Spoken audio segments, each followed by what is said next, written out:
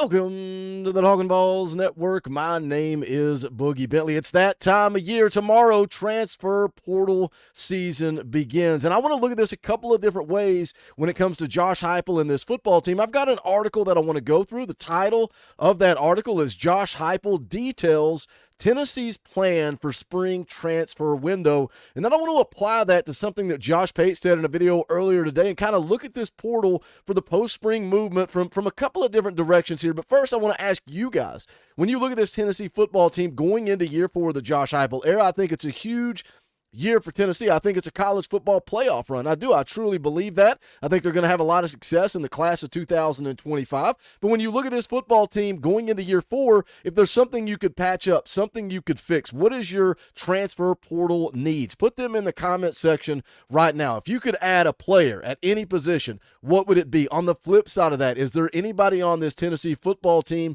that you're concerned about, that you think will be hitting the portal? And we'll kind of get into all that here in just a little bit as well. But as always, do me a favor, guys, smash the thumbs up just below the video. It's quick, free, easy, helps the channel, all that good YouTube stuff. If you're new to the Talkin VAWLS Network, welcome. We're not experts here. We're not insiders.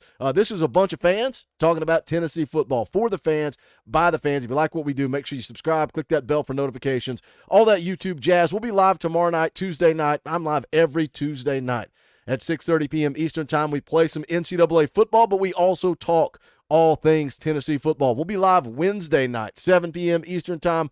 JUCO defensive lineman Jamal Wallace. He's got his apartment in Knoxville. He's going to be moving in May, joining this football team for summer workouts, and then rolling into fall camp. He's going to be on the show hanging out, talking about his recent visit to the orange and white game. We'll catch up with him. So make sure you join us on Wednesday as well. All kinds of fun recruiting coverage, transfer portal coverage coming your way over the next few weeks and months. But let's jump into it. Let's talk about this article from on3.com. Again, Josh Heupel details Tennessee's plan for the spring transfer window. Going to look at some of these comments, and then I'm going to listen to a clip from Josh Pate and see how this applies. It says Tennessee's offseason roster changes are far from over. On Saturday, Tennessee head coach Josh Heupel revealed what he expects for the program in the transfer portal's spring window. This is a quote from Coach Hype.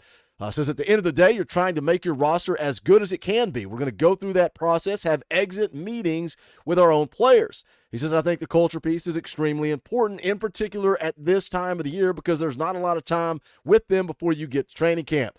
He goes on to say it's got to be mature guys that you're bringing into your program. So, of course, he's talking about culture, right? But then also I want to mention there, he talks about exit interviews, because a lot of times I see in the comments, or I see on Facebook or Twitter or wherever, when we're talking about a kid from Tennessee entering the portal, the first thing somebody wants to chime in and say is, oh, he just wants money. It's all about money. That's not the case. Sometimes guys are processed out. Sometimes guys are asked to leave. It happens all the time. You know, it's this day and age of college football. It is what it is. It's the same thing as recruiting. Sometimes you get recruited over and you get processed out. You decommit. Fan base comes after you and says, oh, you're not a true Vol. The reality is, the coaches said, your scholarship no longer valid. You got to move on. That is the reality. But then he goes on to talk about culture. And, you know, most recently I've been talking about the running back room, because I think Tennessee needs to add somebody in that running back room. I've mentioned Dallin Hayden. I've mentioned Damian Martinez. But culture, right? And if you bring in Dallin Hayden, or even more so if you brought in Damian Martinez, how does Cam Seldon view that? And yeah, he's banged up. He's hurt. He's got the shoulder injury, likely to be out until late September, October, could possibly be, and then it's a shoulder. Is it a nagging injury? Does he have to deal with that throughout the course of the season? So how does he feel if he's trying to recover from injury and in comes Dallin Hayden or Damian Martinez and they're getting the bulk of the carries? Then also you got Deshaun Bishop, Khalifa Keith, you got the young Peyton Lewis. Does that disrupt? I'm not saying that Dallin Hayden's a culture problem. I'm not saying Damian Martinez is a culture problem, but does that disrupt your running back room? And so many times guys enter the portal and we as fans say, drop the bag, get the bag, throw the cash at him. We need this guy no matter what. He's a stud running back. He ran for 1,200 yards and 12 touchdowns. We need this guy.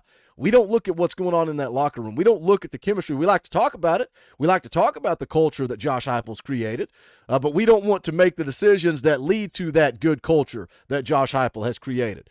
Let's go on down through the article here. It says the spring transfer portal will officially open for underclassmen on Tuesday, tomorrow, and then close on Thursday or Tuesday, April the 30th. And it says this means players have just 15 days to enter for graduate transfers. The window is extended to May 1st. Goes on to say Tennessee lost 11 players thus far in the offseason while adding 8. Team lost 1 4-star prospect while adding 2. The Volunteers headlined additions by, obviously, Lance Hurd and Holden Stace. Goes on to talk about the rankings. But when you look at what Tennessee lost in the portal, like what guy do you miss, right? I mean, we lost Gerald Mincey. Guess what? We upgraded that with Lance Hurd. Now, Tamarian McDonald, I would have liked to have kept him around for another year. And then you got a guy like Tyler Barron. How many of these guys that entered the portal, Mincey, Walker, Danico Slaughter, Deshaun Rucker, Addison Nichols, Mo Clipper, Jack Luttrell, Brandon Turnage, Warren Burrell. We talked about the overhaul and a youth movement in that secondary and looking to upgrade and add more athleticism.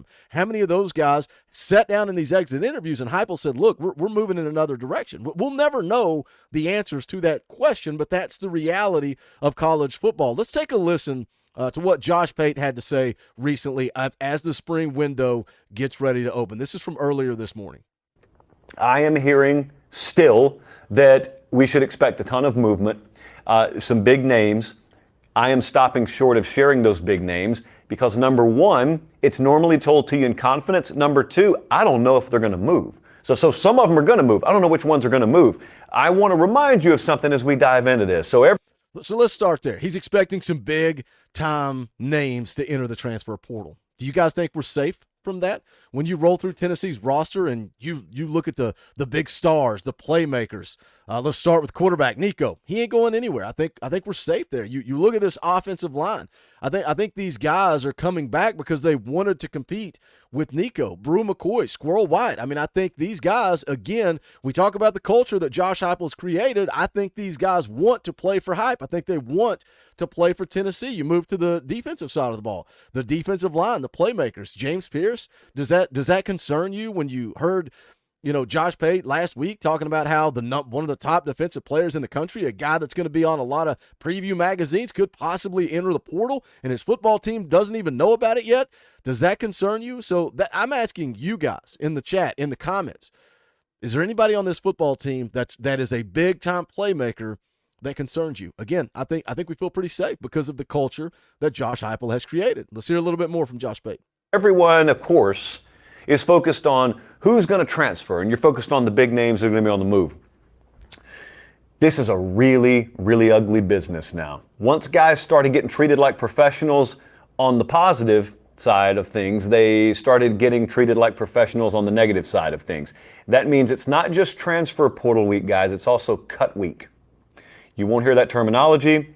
It's very, you want to call it underhanded, you want to call it nasty business, whatever you want to call it, it's real. So not only are you going to have some big name guys garner all the headlines because they're on the move now, you're going to have some guys also subtly but at the same time forcefully informed that don't really have a spot here anymore. I think that's worth noting. And, I think when we look at this again from the two different directions here for the University of Tennessee, I'm not really worried about losing a big-time playmaker. We'll wait and see. We'll see what happens. Maybe I'm wrong. What do you guys think? But then on the flip side, I think this is the portal movement that we're going to see in the spring as far as Tennessee players are concerned. Now, does that mean that they're cut? Does that mean that Josh Heupel sits down in these exit interviews, which I love that he sits down man-to-man, one-on-one with every player, kind of talks about the depth chart, where you're at, how your spring was, and has open, honest conversations. And maybe sometimes that conversation may be, hey, look, I love you. I want what's best for you. I think what's best for you is to maybe transfer down and look for an opportunity for playing time at another school. Again, you look at the guys that transferred out. I'm going to rattle off the schools they transferred to: Kentucky, Louisville, Arkansas, USF. Who else? Who else we got here? Arizona, Georgia Tech. Do any of those teams feel like they're better than Tennessee, that somebody was trying to move up? No, it's. I think guys are moving down for playing time, and I think that may be the theme we continue to see as we roll through transfer portal season. I look at the positions. I think maybe that wide receiver room is so deep, so deep. Does a guy like Nate Spillman, Nathan Laycock, a couple of redshirt freshmen, Chaz Nimrod, Caleb Webb, those guys, they played meaningful football last year, but have they been passed by? Have they been recruited over? When you look, you add Chris Brazell through the transfer portal, and then Dante Thornton's going to be out there this year. And then you look at the freshmen, Mike Matthews and Braylon Staley, and you're looking in the rear view, you're looking through the windshield. There's a lot of talent around you. So maybe in that wide receiver room, I could see some guys leaving. What about offensive line? Some of the young guys, Messiah Reddick, Brian Grant, a couple of redshirt sophomores, again, class of 24, pretty dang strong in the offensive line with Bennett Warren, William Satterwhite, Max Anderson, Gage Ginther. Then you added Lance Hurd, right? A guy that's got a lot of eligibility. You lost Gerald Mincy. You added Lance Hurd. He's going to be around for a couple of years. And then you look in the class of 25, Jalen Matthews, it was on the show last night. We land that guy. We land David Sanders, maybe a couple of more of those elite offensive linemen. Man, you're looking in the rear view, and you're also looking in the windshield ahead of you. Linebacker room. Coach Shea brought up last night. Is Caleb Perry a guy that could maybe look elsewhere for playing time? Because there's a lot of talent in that linebacker room. As far as additions, I've already told you guys, I still think we need to add a running back, maybe a few more bodies in the secondary. What about that offensive line? Coach Jay felt pretty confident in Shamrod Umarov during the orange and white game playing that left guard position. But I want to know what you guys think as we get ready to go into the chaos of transfer portal season. What positions are you concerned about? Who do you think is going to hit the portal? What do you think about guys getting processed out or cut? Let's talk about it all in the comments section. That is going to do it for this one. Smash the thumbs up on the way out the door. You guys know where the merchandise is. Bonfire.com/store/Talkin VAWLS. You want to really support the channel, think about hitting that join button down below. You can become a member of the family for just $1 a month. Custom Talkin VAWLS emojis, access to fan call-in shows, a power tee beside your name in the chat and in the comment. But more importantly, you're supporting this channel, man. For the fans, by the fans, and also fan-funded. So I appreciate all the members of the channel. Thank you guys for your support. But that is going to do it for this one. This is the Talkin VAWLS Network. My name is Boogie Bentley. Go Big Orange.